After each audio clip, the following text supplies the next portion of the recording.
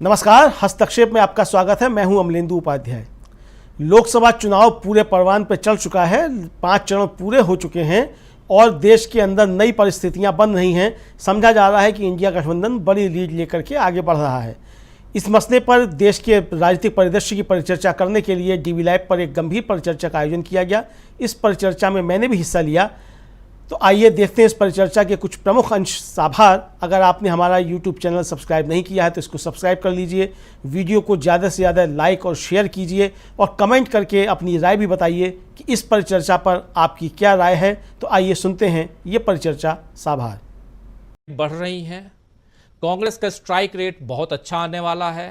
क्या आपको लगता है कि राहुल गांधी ने जो जमीन तैयार की है उस जमीन पर खेती न सिर्फ कांग्रेस कर रही है बल्कि इंडिया गठबंधन के तमाम दल करते हुए नजर आए, और इसीलिए उधर अखिलेश यादव हों या इधर तेजस्वी यादव हों या उधर महाराष्ट्र में शरद पवार और उद्धव ठाकरे हों, ये तमाम नेता बहुत मजबूती के साथ कंधे से कंधा मिलाकर लड़ते नजर आए। दिल्ली में जैसे ही जमानत पर अंतरिम जमानत पर रिहा हुए अरविंद केजरीवाल, वो सब जगह कांग्रेस का साथ देते हुए नजर आए। कांग्रेस के चाहे वो दिल्ली के जो 3 सीटें जहां पर कांग्रेस पार्टी लड़ रही है वहां पर अरविंद केजरीवाल नजर आए, चंडीगढ़ में अरविंद केजरीवाल नजर आए, इनके मनीष तिवारी के लिए वोट मांगते हुए नजर आए। यानी एक तरह से देखा जाए कि कांग्रेस ने एक जमीन तैयार कर दी थी, राहुल गांधी ने तैयार कर दी थी, और आज राहुल गांधी इतने परिपक्व नजर आते हैं, जिनका जिक्र अभी कर रहे थे जयशंकर गुप्त जी, जिसके बारे में हम लोग जिनका वीडियो दिखा चुके हैं। हम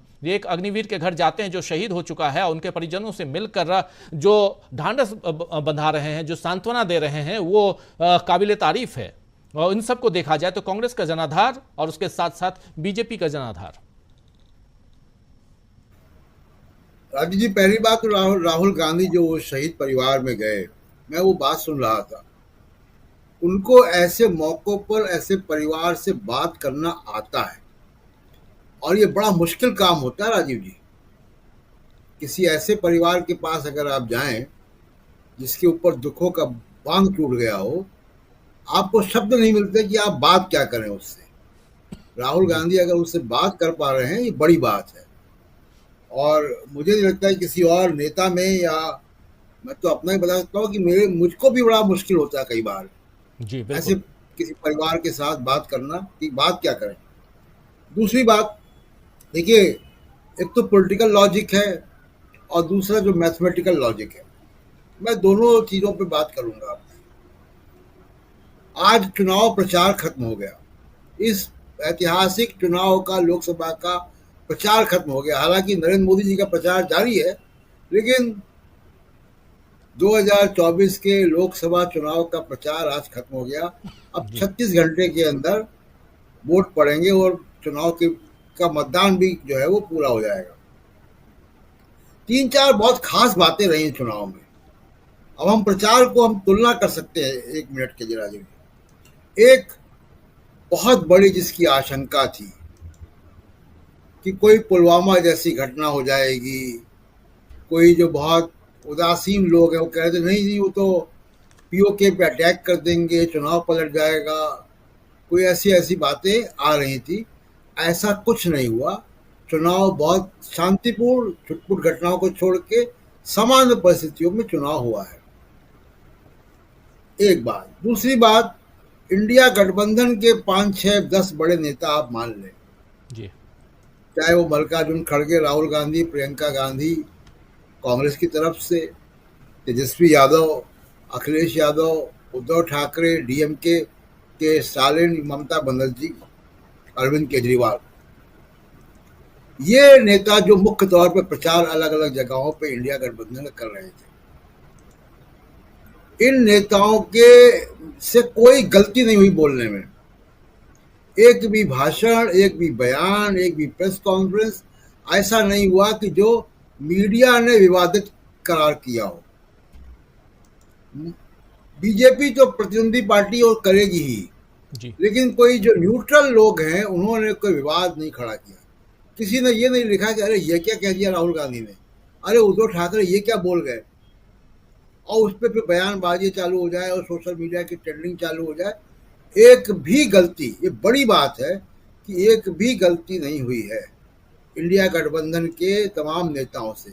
इसका मतलब है कि उनका जो पूरा प्लान था बहुत वेल डिजाइन था, उसके पीछे समझदार लोग थे, कम्युनिकेशन की स्ट्रेटजी चरण बाई चरण उनकी तय थी।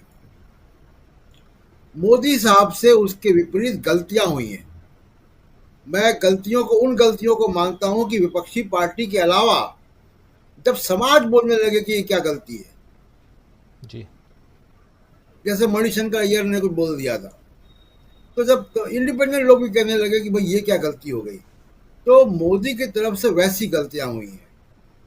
चाहे वो मुस्लिम लीग की बात हो, चाहे वो घुसपैठिए कहने की बात हो, चलिए वो तो उनकी राजनीति थी, लेकिन भैंस, मंगलसूत्र, अडानी अंबानी, टेम्पो, ये तमाम सारी बातें, और अब जो है मुजरा, और इस तरीके की शब्दावली का इस्तेमाल जो आज भी उन्होंने किया कि लगभग धमकी दी है वो, जी वो जो भाषा है वो धमकी वाली भाषा है कि तुम मुझे जानते नहीं हो। बिल्कुल। ये कौन कहता है? ये धमकी भरी भाषा है। तो एक तो ये उसका विशेष बोला कि कोई गलतियां नहीं हुई। तीसरा चीज कि इंडिया गठबंधन का एकता जो है वो बनी रही और बहुत अच्छी केमिस्ट्री नीचे तक गई।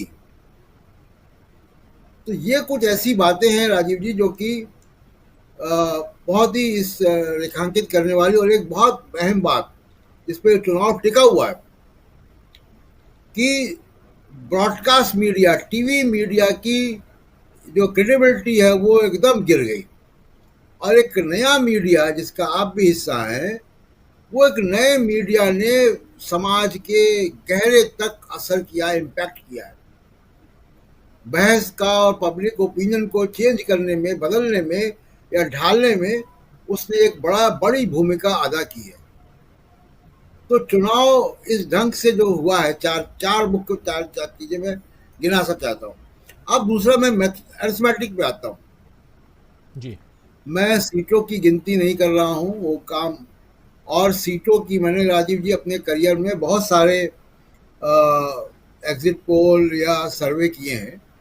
एग्जिट पोल और सर्वे में सीटें कभी निकल के नहीं आती हैं सर्वे से। जी जो निकल के आता है वो वोट शेयर निकल के आता है, और उस वोट शेयर के वेटेज से आप सीटों में कन्वर्ट करते हैं। और ये बड़ा ट्रिकी काम है। जहां पे दो पार्टियां आमने सामने, वहां ये काम आसान है।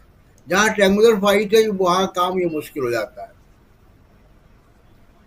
तो अब मैं मत प्रतिशत के हिसाब से एक एनालिसिस देता हूं, फिर आगे की बात करता हूं। देखिए, बीजेपी को 2009 में लगभग 19% वोट मिला और 116 सीटें आई।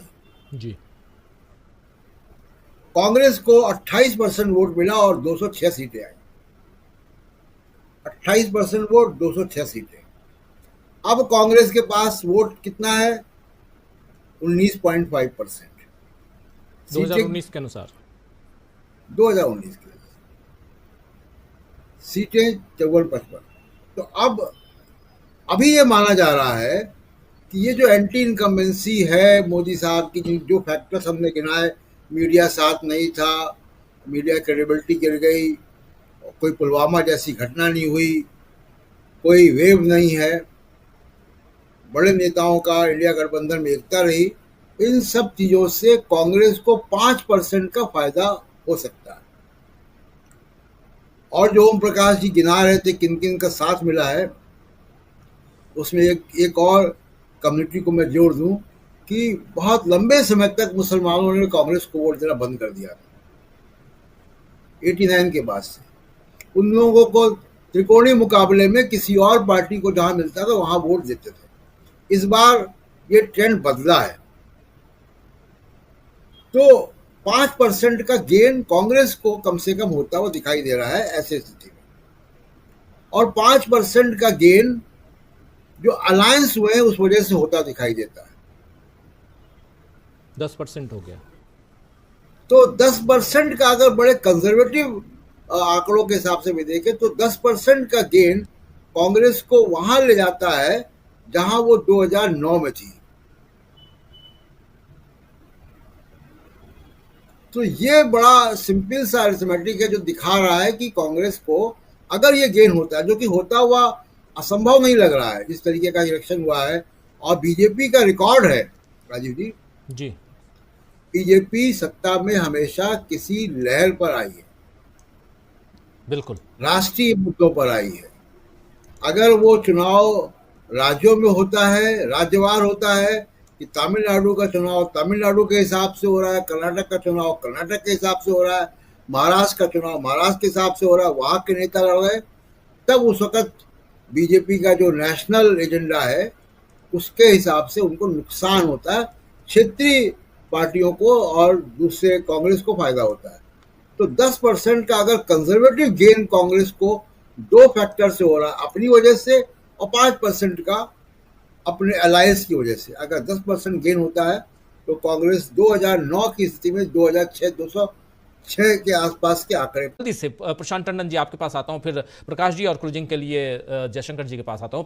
प्रशांत जी थोड़ा सा और इसको डिस्क्राइब कीजिए। अगर कर्नाटक की बात करें, जिसका जिक्र कर रहे थे अभी अमलेंदु उपाध्याय जी कह रहे थे, बहुत सही बात, बहुत इंपॉर्टेंट बात कह रहे थे, इसलिए मैं चाह रहा हूं कि उसको थोड़ा और आगे बढ़ाइए।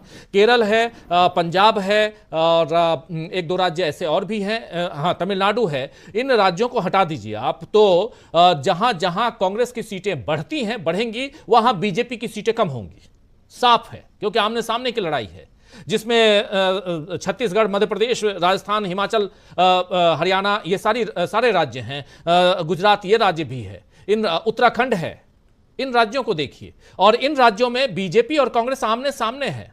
अब हरियाणा की बात कर लीजिए, दिल्ली की बात कर लीजिए, दिल्ली में आम आदमी पार्टी है, लेकिन आम आदमी पार्टी और कांग्रेस साथ साथ लड़ रहे हैं।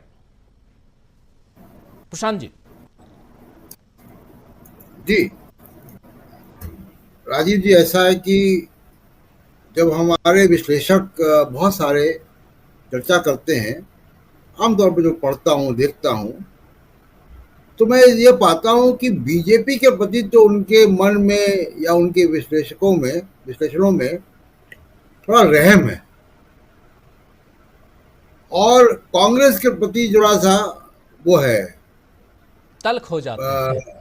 तल्ख है जी, उनको कोई कंसेशन नहीं देते। जी, लेकिन देखिए, जो मैथमेटिक्स है, जो चुनाव की गणित है, जो लॉ ऑफ ग्रेविटी है, वो दोनों इस वस्तुओं को एक साथ ही खींचता है पृथ्वी पर। तो कांग्रेस 2009 का जब हम लोग आंकड़ा तय देख रहे थे, वो 2009 से मतलब 2006 से सीधे आकर गिरती 44 सीटों पर, लगभग 10% के वोट शेयर के नुकसान पर। तो क्या बीजेपी इतना नहीं नीचे आ सकती अगर एंटी इनकम्बेंसी है? तो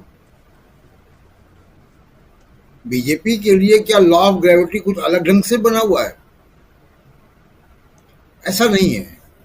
तो जो जो रहम दिखाते हैं विश्लेषक, उनके लिए मैं कह रहा हूं कि भाई, अगर आप ये 200 के नीचे आने में बीजेपी के 220 250 सब अटक जाते हैं कि इतना नीचे नहीं आएगी। अरे, जब कोई पार्टी हारती है, जब उसके खिलाफ एंटी इनकम्बेंसी होती है, तो वो समाज के हर वर्ग से होती है। कोई पार्टी जीतती है तो वो उसको समाज का हर वर्ग वोट देता है। तो इसलिए मैं कह रहा हूं कि अगर कांग्रेस 162 सीटें नीचे आ सकती है 2009 और 2014 के बीच में, तो बीजेपी भी तो 100 सीट तो नीचे गिर सकती है ना। और अगर बीजेपी 100 सीट नीचे गिरेगी तो कांग्रेस का ही गेन होगा, और किसका गेन होगा? पहली बात। दूसरी बात कि देखिए, 2019 और 24 के इलेक्शन में फर्क क्या है? कांग्रेस पार्टी ट्रांजिशन पीरियड में थी। सोनिया गांधी पूरी तरीके से एक्टिव नहीं थी, राहुल गांधी एक्सेप्टेड नेता नहीं थे। पुलवामा के अलावा की बात कर रहा हूं। राहुल गांधी ने वहां से एक नए पड़ाव पार किए हैं। भारत जोड़ो यात्रा पार की है, भारत जोड़ो 2 यात्राएं की हैं। उसके बाद जो नेगेटिव इमेज थी उसको उन्होंने धोया है। उसके बाद मीडिया का कैरेक्टर चेंज हुआ है। ये 3-4 ऐसी बड़ी घटनाएं हैं जिनका ऑब्जेक्टिव असेसमेंट, एकेडमिक असेसमेंट नहीं हुआ है। वो इस चुनाव में सामने आएगा। और दूसरी एक और बात राजीव जी, क्योंकि मैं निगाह रखता हूँ वैल्यू सेगमेंटेशंस पे और समाज के वैल्यूज के परिवर्तनों पे। वैल्यूज का साइकिल होता है 10 साल का। 10-15 साल में समाज की स्थापित वैल्यू बदलती हैं। तो इन परिस्थितियों में चुनाव हो रहा है, तो मुझको लगता है कि बहुत सारी जो आंकड़ेबाजी होती है वो कोई आपने बेंचमार्क बनाया हुआ है जी 2019 का, जिसको मैं बेंचमार्क नहीं मानता हूँ। मैं कांग्रेस का अगर विश्लेषण करूंगा तो राजीव गांधी की 414 सीट को बेंचमार्क नहीं मानूंगा कांग्रेस का। वो भावना वाला वोट था। जी पुलवामा का वोट भावना का वोट था। तो बीजेपी की तुलना सही तरीके से अगर नंबर के हिसाब से करनी चाहिए तो 31% के आसपास या उनसे 2-4% ज्यादा करनी चाहिए। वहां से बीजेपी को नीचे आना या ऊपर जाना है। जी बिल्कुल। तो उस हिसाब से मुझे लग रहा है राजीव जी की चुनाव बहुत दिलचस्प है, और चुनाव में बिल्कुल वैसा नहीं होने जा रहा है जैसा बहुत सारे विश्लेषक बता रहे हैं। कांग्रेस को और राहुल गांधी को ये जो भारत जोड़ो यात्रा और गठबंधन की राजनीति और ये मुद्दे, संविधान, आरक्षण, जातिवाद जनगणना, महंगाई, महालक्ष्मी योजना, इन सब का ट्रैक्शन मिलेगा। तो मिलेगा तो अगर वो वापिस अगर 28-29% में पहुंचती है कांग्रेस, तो 28-29% का मतलब है कि 200 सीटों के ऊपर होगा। बिल्कुल बिल्कुल, आप सही कह रहे हैं कि इसके बाद अगर ऐसा होता है तो एक अलग परिस्थितियां निर्मित होती हैं। कांग्रेस किस दिशा में आगे बढ़ती है ये आने वाला वक्त बताए। आशा है ये वीडियो आपको पसंद आया होगा। इसको ज़्यादा से ज़्यादा शेयर करें, लाइक करें, सब्सक्राइब करें चैनल को, फेसबुक पेज को फॉलो करें और ज़्यादा से ज़्यादा इसको सब्सक्राइब करें।